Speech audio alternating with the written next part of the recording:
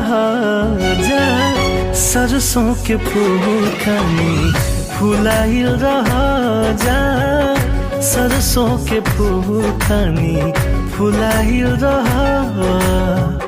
नेहिया के छहिया से छहाइल रहा जा, सरसों के फूल खानी फुलाइल रहा जा, सरसों के फूल खानी फुलाइल रहा।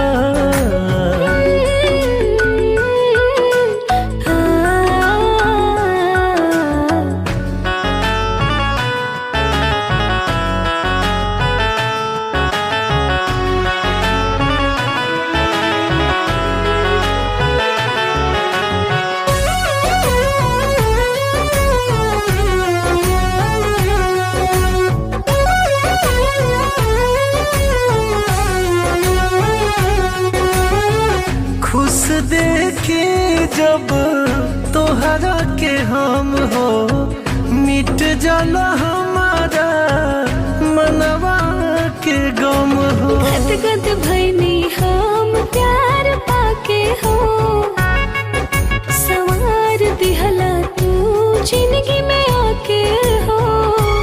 हाँ सही तू हमारा से जुड़ाई रहा, सही तू हमारा से जुड़ाइल रहा जा, सरसों के फूल खानी फुलाइल रहा जा, सरसों के फूल खानी फुलाइल रहा।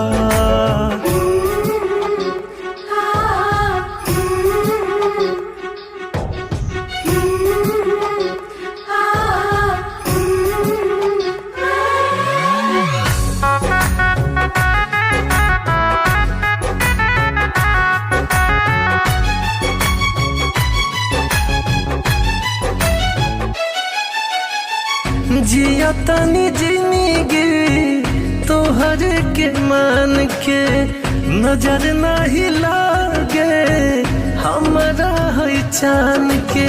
तोहके देखते मिले अखिया के आराम हो, बड़े होठवा के लाली लेते तोहर नाम हो। मधुबनियान मधु आइल रहा,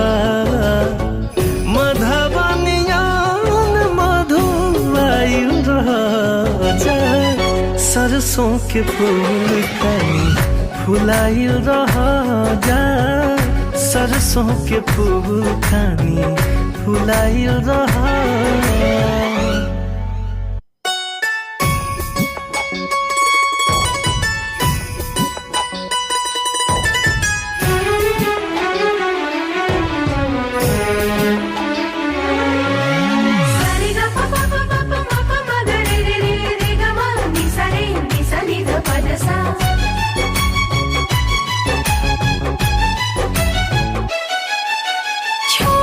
कतही तोहरा के ना जाके मन करे, तोहरा बिना दिलवा के धक धक धड़कन बढ़े।